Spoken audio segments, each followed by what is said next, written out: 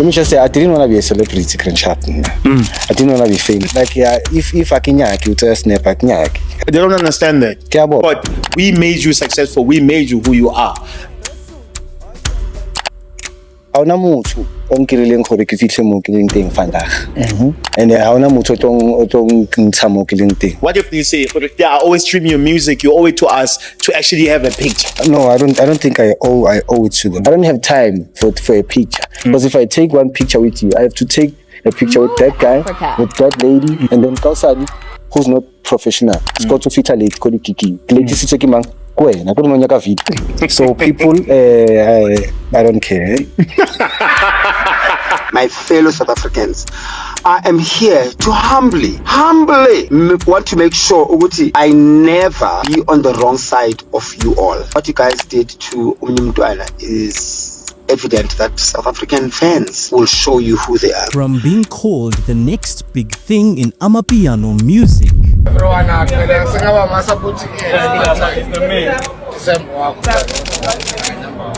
Mall of Africa, to being booed by tens of thousands of fans,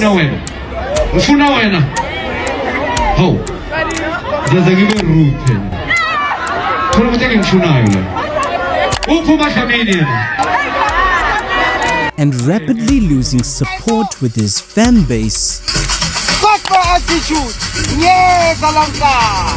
But to my fans, let me tell you, anything you want. When I see you in the street, you ask for a picture. Tell me what you want me to do. Scott's Maphuma's downfall is something not a lot of people expected. What seemed like an unstoppable career in the making, and being labeled left, right and center as the next Amapiano superstar, from being played not only on radio but on the top charts of the South African Spotify lists, having an insane 1.7 million monthly listeners, to having one of the most famous songs he's featured on gaining 37 million views, and suddenly, within a heartbeat, losing everything. How exactly did we get here? And how did Scott's Maphuma, one of the biggest acts in South African Amapiano, lose everything? So people, I don't care.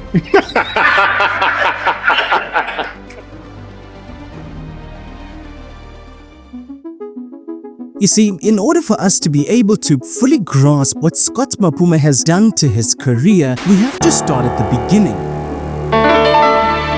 Good morning and welcome. I'm Mandla Zimpatlo.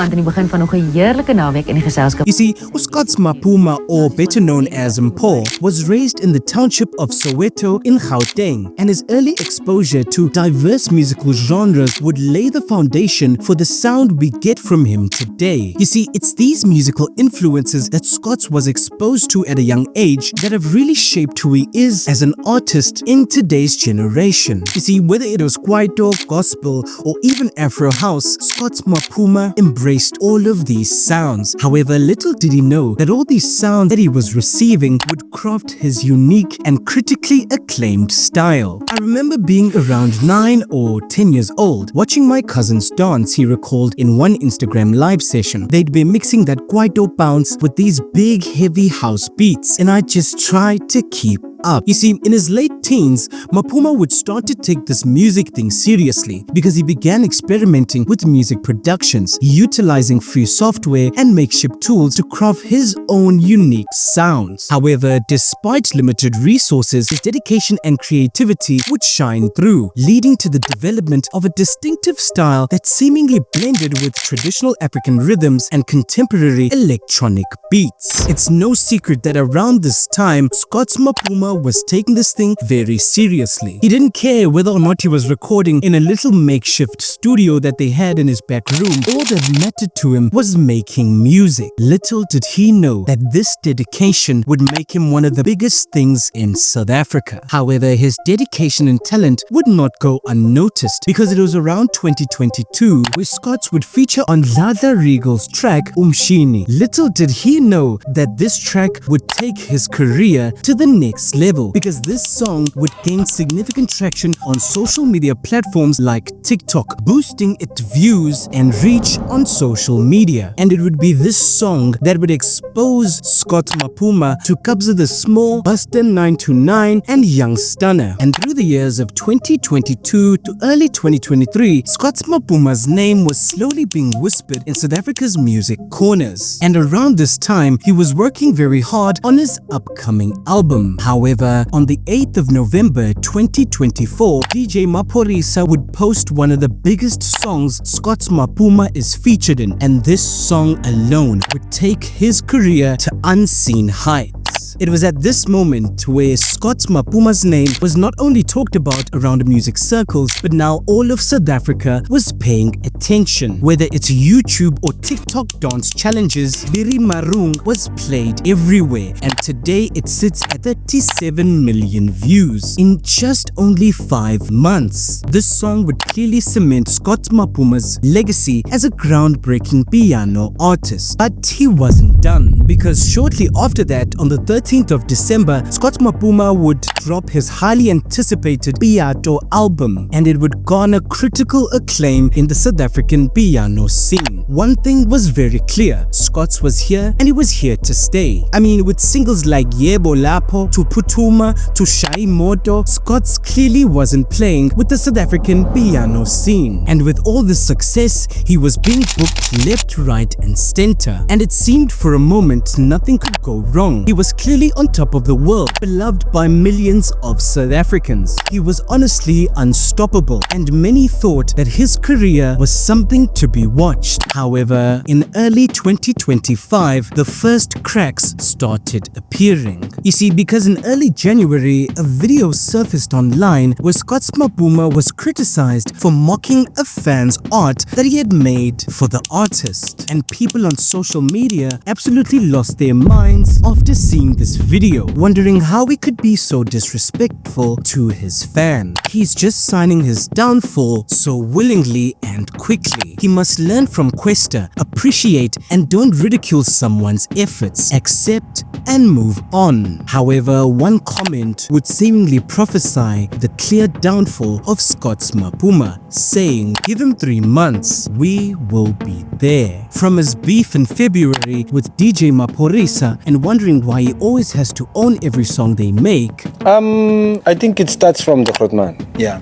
Yeah, Grootman ele nalipilo sharp too. Okay. Yeah, people might talk and talk and talk whatever they wanna talk. It's fine. People are gonna talk at the end of the day. Yeah, I should actually even say me and Buckley also had beef, but I wanted to tell the people I've never actually came back and said to the people we actually sorted everything out. Rimnati, we good. Yeah.